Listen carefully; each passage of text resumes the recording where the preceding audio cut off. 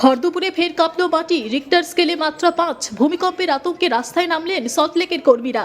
আচমকা ভূমিকম্পের আতঙ্ক শহরে। ঘড়ির কাঁটায় তখন বেলা 1:20। আচমকায় কেঁপে উঠল মাটি। জানা গিয়েছে রিক্টার স্কেলে কম্পনের মাত্রা ছিল 5। আর এই কম্পন অনুভূত হতেই তীব্র আতঙ্ক ছড়িয়ে পড়ে সল্টলেকের বিভিন্ন অফিস চত্বরে। প্রাণ ভয়ে তড়িঘড়ি বহুতল ছেড়ে রাস্তায় নেমে আসেন শয়ে শয়ে কর্মী।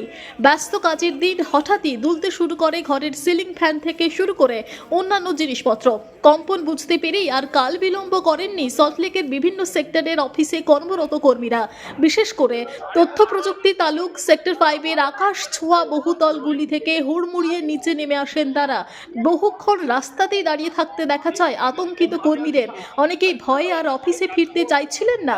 তবে রিক্টার স্কেলে মাত্রা 5 থাকায় এটিকে মাঝারি মাত্রার ভূমিকম্প বলেই মনে করা হচ্ছে। अभी भूकंप आया था, थोड़ा महसूस हुआ हिलते हुए। मुझे लगा कि ऐसा क्या हुआ, फिर लोग बाहर निकलने लगे। मैं एक्चुअली बिल्डिंग से बाहर ही था।